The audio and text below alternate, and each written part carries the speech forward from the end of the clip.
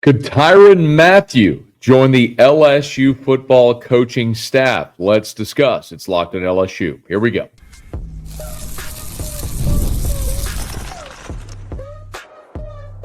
You are Locked on LSU, your daily podcast on the LSU Tigers. Part of the Locked On Podcast Network, your team every day. Okay, let's get it. It is Locked on LSU, your team every day. I'm your host, Matt Moscona. Thanks so much for making it your first listen. We're free, available wherever you get great podcasts, of course, on YouTube as well. So please subscribe. As always, one of the fastest ways to help us grow is by leaving your comments below. So thank you sincerely for that. We learned earlier this week that Tyrann Mathieu is retiring from the NFL. Now the question becomes, what's next for the Honey Badger? And could it be as a staff member with LSU? Well, that's something Brian Kelly kind of joked about on Wednesday. If you're not familiar, every year, and this has been customary around LSU football, the final public appearance for the LSU football coach is at the Rotary meeting in Baton Rouge. And the LSU, it has been for years. It's dating back to Nick Saban, possibly even prior to that with Jerry DiNardo. It's a monthly meeting on Wednesdays, and after SEC Media Days, the LSU coach customarily is the Wednesday speaker at Rotary, and it's the last time the LSU football coach makes a public appearance before fall camp begins. We do not have yet the start date for fall camp, but usually it's right there at the beginning of August, the end of July, beginning of August, because LSU plays on August 30th. It'll likely be right like at the very end or maybe the first day of August. We'll see when they release the schedule. But anyway, point being, this was Brian Kelly's final noted public appearance before LSU starts fall camp. And he did in his remarks. And by the way, we're going to get to more of what Brian Kelly had to say at this Rotary meeting here in just a bit. But this is usually a little bit more of like a unbutton the collar, a little bit more of a fun public appearance for the LSU football coach. This isn't quite as buttoned up as SEC Media Days or something along the lines. It's fans in attendance. They hold it in the South Stadium Club at Tiger Stadium, and the coach makes remarks and then answers questions from the crowd. So it's a little more fun and interactive. So it's a different tone and vibe than a press conference per se. But Brian Kelly did, in his opening remarks, bring up Tyrann Mathieu. He makes a joke, but listen to the end of this soundbite. One of our Tiger greats retired, Tyrann Mathieu. He's going to suit up for us against Clemson. We got him going right away. That's the first call I made. I'm a good recruiter. I'm a much better coach with great players. So we want to wish him all the best in his retirement, but he'll be certainly around here quite a bit.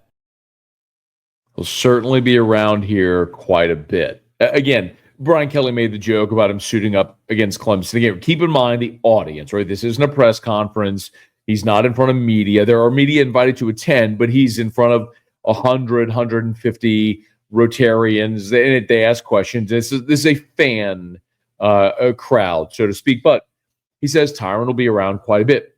This shouldn't come as any great surprise. I want to remind you, Tyrann Mathieu, back in 2016, donated $1 million to LSU for improvements of the football operations center. As a matter of fact, the players' lounge at Football Ops is named after Tyrann Mathieu. Then 3 years later, in 2019, both Tyrann Mathieu and Patrick Peterson, who were teammates at LSU together in 2010, each donated $1 million for facility upgrades. And in 2021, Tyrann said he would donate another $1 million if Derek Stingley Jr. won the Thorpe. Now, he didn't. Derek Stingley Jr. did not win the Thorpe Award in 2021, unfortunately. He spent the bulk of that season injured. Should have won it in 2019, but that's the year Grant Delpit won it. Well, Delpit should have won it in 2018, but nonetheless, point being, Tyrann has already donated that we know of $2 million, two separate $1 million gifts to LSU, and was in line to donate another $1 million. And I'll refer to this again. It really is remarkable when you're talking about a guy who was dismissed from the team. Maybe got kicked off the team. It's not very common that you see guys dismissed from a program that continue to stay intimately involved and are giving 7-figure donations. But that's the love and the level of love and trust and care that Tyrann Mathieu has for the LSU football program. And it's remarkable because if you remember back to 2013, 2012, before that season when Tyrann Mathieu got kicked off, Tyrann Mathieu was attending football games as a student. I mean, he stayed enrolled at LSU and was trying to earn his way back into the good graces to re-enroll at LSU. And even after he went into the NFL, he still continued to consider himself part of LSU, which is remarkable. And of course, the collective LSU fan base and program has continued to embrace Tyrann Mathieu as well they should. I want to. So Brian Kelly said Tyrann will be around, and why wouldn't he be? Of course, he's retired. He has so much knowledge and experience to give as a kid from New Orleans, who was a no-star recruit who worked his way up to being a 4-star recruit when he went and dominated some of those elite camps. Played immediately at LSU in 2010, and then was a Heisman finalist in 2011, Bednarik Award winner. He has so much to offer.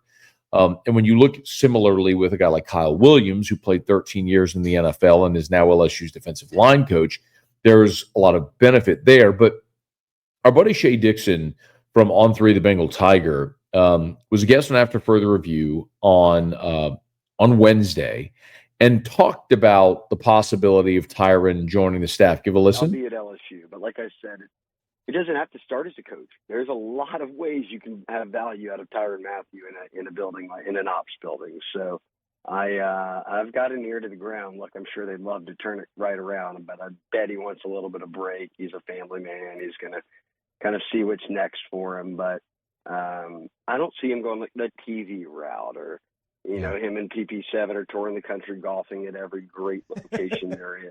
I think that he's a guy whose whole life is football, and I don't think he wants to give that up. So we'll see. Look, we did this before. Kyle Williams retired and went and worked at Ruston, and then it was stepping down. I'm going to spend more time with family. And when that LSU phone rings and they say, hey, you want to put on a purple and gold polo, it kind of changes. There's just so many different ways Tyrann can help LSU. Now, it is worth noting, and full transparency, I don't have any insight or inside information into anything associated with Tyrann potentially joining the staff. Okay, this is, as we record this, this news is 30 hours old, maybe. So I don't know what may transpire here. I just believe Tyrann is a great former Tiger, spent a dozen years in the NFL, 3-time All-Pro, Super Bowl champion, member of the 2010s All-Decade team. He has so much to give, still loves LSU, has given literally millions of dollars in charitable gifts to LSU. So I think there's so many ways that Tyrann can help the LSU football program and will be able to do that.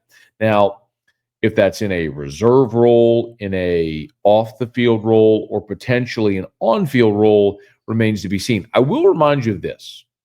So Jake Olson is in his second year as LSU's safeties coach. He made $350,000 in his first season. He's set to make $400,000 this year, 2025, in his second season as an LSU staff member. Now, Jake Olson is the safeties coach. Remember, Corey Raymond, who did coach at LSU when, I guess Corey was at the end of when the transition went with after Tyrann. But Corey Raymond is the cornerbacks coach, and Jake Olson is the safeties coach in the final year of his deal. I'm not trying to push Jake Olson out the door, but I will say that safety was by a mile the worst position on the LSU defense a season ago. I'm not saying all of that lies at the feet of Jake Olson. You had some pretty significant personnel issues there, but maybe it's a thing where if Tyrann wanted to take a year off from football altogether, there could be an opportunity in 2026. I don't know what and how much the safety room may improve this year. I like that you added A.J. Halsey and Tamarcus Cooley. You've got Sean Spears, another year older. You should be much better at safety this year than you were a year ago, where it was the single biggest weakness on your defense. And by extension, you could argue the single biggest weakness on the team. But if there's a way to get Tyrann Mathieu involved in a support staff role in 2025, some type of role, and then potentially coaching in 2026, why not? If you did it with Kyle Williams, why wouldn't you do the same with Tyrann Mathieu, especially if the Kyle Williams decision ends up bearing fruit? So just something to file away. Brian Kelly made a little joke about it, but it's something that isn't entirely out of the realm of possibility. Tyrann Mathieu joining the LSU coaching staff, and it's something that he clearly has a lot to give, and many LSU fans would fully endorse the possibility of the Honey Badger coming back to LSU in Baton Rouge and joining the coaching staff. Well, stay tuned, and we'll see. So I mentioned Brian Kelly spoke at the Rotary Club meeting on Wednesday. We'll let you hear more of what BK had to say as we continue. Locked on LSU, your team every day. Summer sports are in full swing, and whether you're all about baseball under the lights, golf on the green, or high-stakes soccer action, FanDuel is the best way to make every game even more exciting. I mean, you're already following the action, so why not make it a little more thrilling? With FanDuel, you can get in on the game while your friends are getting sunburned at the beach. I've been using FanDuel for years. You can track your favorite matchups. The app keeps it fresh with new daily promotions, fun ways to bet. It's easy to use. You get fast, basically instantaneous payouts, and it'll make every regular season game feel like a must-watch event. So if you're new to FanDuel, new customers can bet just $5 and get $150 in bonus bets if your first bet wins. Again, bet just $5 and get $150 in bonus bets if your first bet wins. Open the FanDuel app today or visit FanDuel.com to get started. That's FanDuel.com. So as we mentioned, Brian Kelly was a guest at the Baton Rouge Rotary Club meeting on Wednesday, his final customary public appearance before LSU opens up fall camp. We are still waiting on word when fall camp will open. I can tell you we did get our credential requests or our application on Wednesday, so to apply for a fall camp credential. So we know it's soon, but it'll likely be at the end of July, beginning of August. But Brian Kelly covered a lot of ground in his meeting with the folks over there at Rotary. Began talking about what they're emphasizing. For the first time, let's not talk about anything else but 1-0 against Clemson. And look, we've got paw prints all over the apparatuses in the weight room. We are putting up Clemson videos every day. And I know in many ideas that could be too much, but not this time.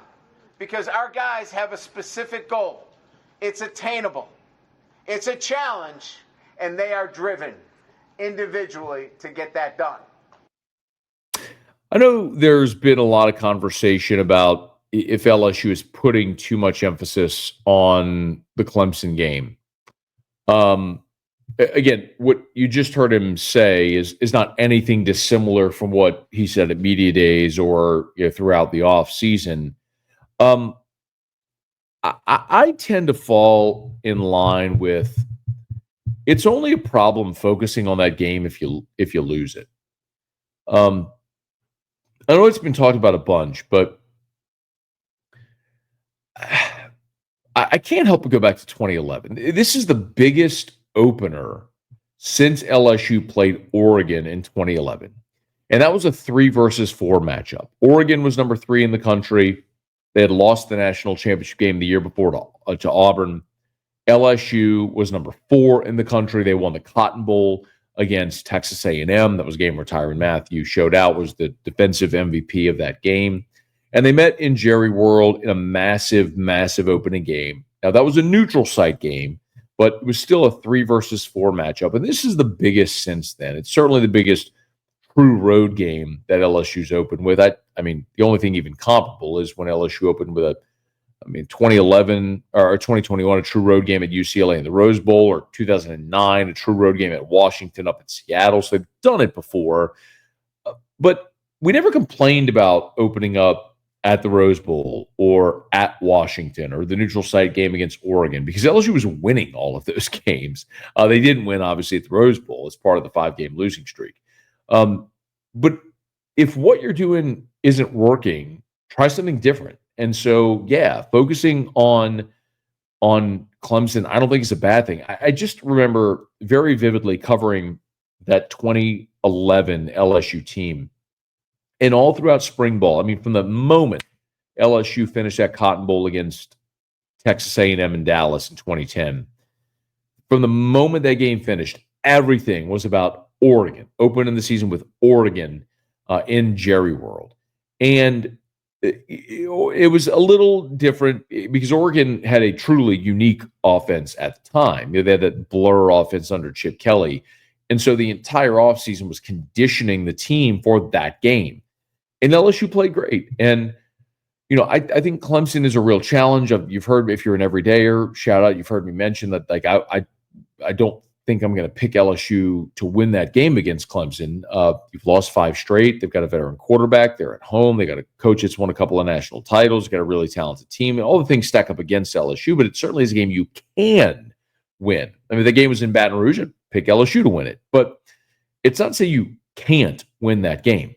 Certainly think LSU is more than capable of winning that game against Clemson. So focus on it. My one concern about it is if you do put so much emphasis on winning that game and then you were to lose it, then how do you rebound? That would certainly test the mettle and the character of this LSU football team. But hopefully it doesn't get to that point. Brian Kelly also in that Rotary meeting talked about the traits that go along with being a winning football team. Attention to detail, like having a great attitude, making sure that they have some grit on a day-to-day basis. All of those things, those traits, what I call traits of excellence, they're transferable. They take them with them when they leave here at LSU. That, to me, is part of our process. And people talk about, well, what's your process? It is to build those traits in our players so they can deliver when their best is needed. You want attention to detail on 4th and goal. You want great habits when they're needed, when you're on the road and you're playing in Death Valley Junior, not the Death Valley. Death Valley Junior, a place that Brian Kelly's actually coached. He's not had great success in his career against Clemson when he was at Notre Dame. Just had the one win against Dabo Swinney. That was a game in South Bend in the COVID year. But, this is an LSU football team that does seemingly have such a strong veteran presence on it that could very well carry it. I will be so interested. Sometimes people often ask, when you go out for fall camp, what are you looking for? And I've been fortunate enough to cover LSU football on a daily basis since 2007. So I'm coming up on 20 seasons covering LSU football. And when you go out for fall camp, I always keep an eye the onset of fall camp on the freshmen. I'm always interested in the newcomers. This year it's different, obviously, with all the transfers, not only the freshmen, the transfers. But you tend to get a general vibe of the team. For example, a year ago, one of the most notable differences was Blake Baker. We shared the story with you about how, they were running an 11-on-11 period, and there was a throwaway. The quarterback, I can't remember if it was Nuss or not, but there was a throwaway into the sideline in 11-on-11. By the way, when they line up 11-on-11, you have the offense on one sideline, the defense on another. Well, Blake Baker was obviously on the defensive sideline, and quarterback, I think it was Nuss, sailed one throwaway into the sideline, and it went toward Blake Baker, and he dropped it.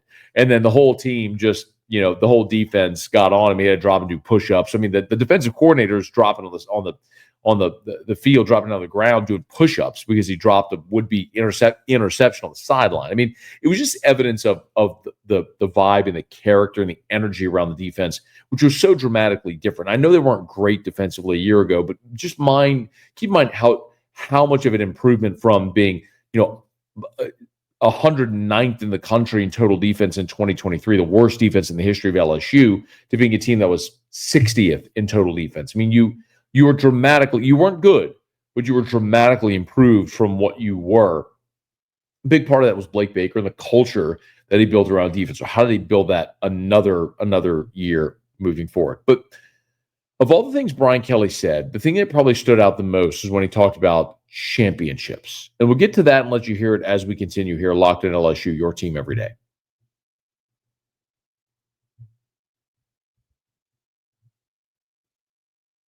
I want you to brace yourself, because if you're an LSU fan, you're going to love this, but you're also a little bit maybe going to hold your breath, because, this is the type of soundbite that when it makes its rounds, this is the type of soundbite that other people will latch onto, will play out of context, and you'll hear it over and over again. And if this doesn't come to fruition, it's something that is going to be used against Brian Kelly and LSU fans. Brian Kelly made no bones about what the ultimate goal is at LSU. Standard is high at LSU.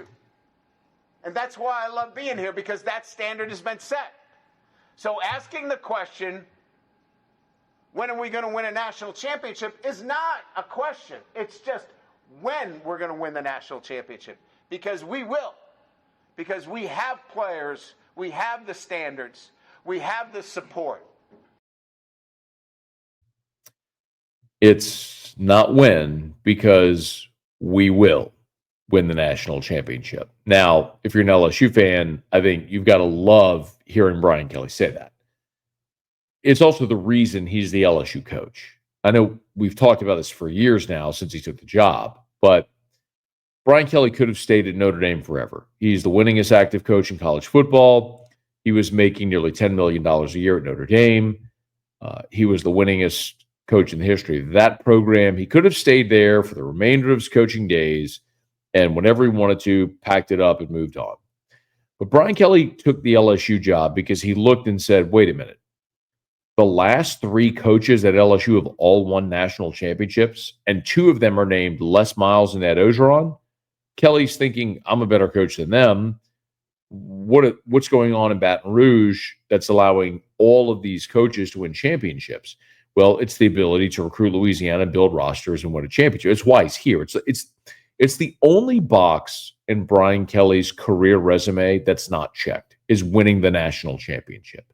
And this is the kind of team, talent-wise, that certainly gives him the opportunity to win the national championship. I'm not saying they will win the national championship. I'm just saying when you have a fifth-year senior quarterback, you have a veteran roster, you invest so much into the transfer portal, yes, you absolutely have the potential to win a national championship this year. But I will say, they don't do it this year, it's going to be fair to ask, when could it get done under Brian Kelly? Because 26, you lose Nuss, you lose all these one-year mercenary transfer portal guys. It becomes really complex as far as when you might be able to win a national championship, because you would think in terms 27 may be the earliest, but 27 is that great quarterback class, so you would probably wait on Elijah Haven or whoever the quarterback in that 27 class would be, becomes a little more veteran, 28, 29. Brian Kelly's still in Baton Rouge at that point. That's kind of when things start to get a little bit hairy. It's why there's so much riding here on 2025. And, of course, a giant part of that is Garrett Nussmeier. There's special players that you get in my career over 30-plus years of doing this. And, Garrett Nussmeier is a pretty special guy. He's a quarterback, and quarterbacks are seen as these ego-driven guys. He's here for one reason, to win a national championship for LSU.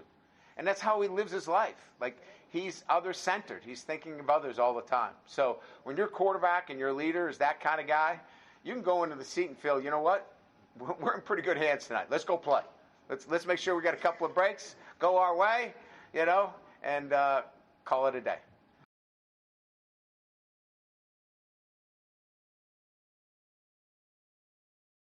So you hear Brian Kelly say, we're here to win the national championship. And you hear him say Garrett Nussmeier is here with one goal in mind, to win the national championship at LSU. It's just so interesting because they're not in any way shying away from the goal. It's not in any way ambiguous. They're not saying we're here to win the ultimate prize. They're not using any veiled language. We're here to win the last game. It's saying point blank, we're here to win the national championship. It's not if, it's when we win the national championship. Garrett Nussmeier is here to win a national championship at LSU.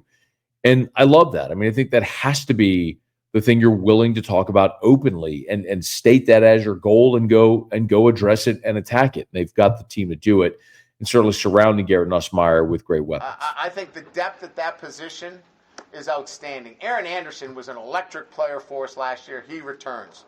Chris Hilton, who came on at the end of the year, is healthy and strong, and he provides great speed, the ability to challenge any SEC backfield. Xavier Thomas is back, who had a nice year for us as well. Nick Anderson comes in from Oklahoma. Barry Brown, who leads the SEC all-time for kickoff returns for a touchdown, is going to be able to step into a role for us as well. So there's a number of receivers. The tight end position is Blake Sharp. He came in from Oklahoma, and he was their leading receiver at tight end, as well as Trey'Dez Green. So we think we have a lot of options there for Garrett. There's no shortage of options. Of course, you meant Bauer Sharp, the tight end from Oklahoma. Another reason everyone should be super optimistic about what is there ahead for LSU in 2025. Of course, we'll be talking about it every single day right here on Locked on LSU. Thanks so much for making this your first listen. Please smash the like button, subscribe to the channel. If you are listening on podcast, please subscribe on your favorite podcast app and let a friend know that if they love the Tigers, we got you here every single day. It's Locked on LSU, your team every day.